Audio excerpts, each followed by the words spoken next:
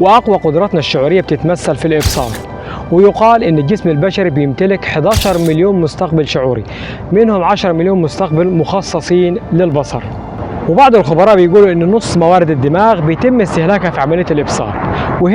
وطالما إن الإنسان بيستخدم بصره بشكل كبير في حياته، هنلاحظ إنه مش من المفاجئ لينا إن الإشارات البصرية بتكون هي المحفز الأكبر للسلوك البشري، وعشان كده ممكن إن أي تغيير بسيط في اللي بتشوفه يؤدي لتحول كبير في قراراتك. بمناسبة كلامنا عن تصميم بيئة النجاح، خلينا أحكي لك قصة حصلت في السبعينيات أيام أزمة الطاقة وحظر النفط، واللي بسببها مجموعة من الباحثين الهولنديين ركزوا شوية مع استهلاك السكان للطاقة في هولندا، واللي لاحظوا بعدها إن 30% من السكان انخفض استهلاكهم للطاقة لما قارنوهم بباقي سكان هولندا، مع إن منازلهم متشابهة في المساحة والاستهلاك من الطاقة وأسعار الطاقة في الأيام العادية.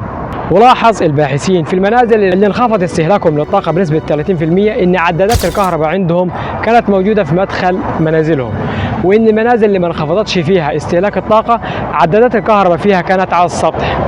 والنتيجة اللي وصلوا لها هي إنه لما كان استهلاك الطاقة وقت الأزمة مراقبته واضحة وسهلة، انخفض استهلاكهم للطاقة مقارنة بغيرهم. وده معناه إن كل ما كانت الإشارة واضحة هيكون من السهل عليك تتبعها والسيطرة عليها.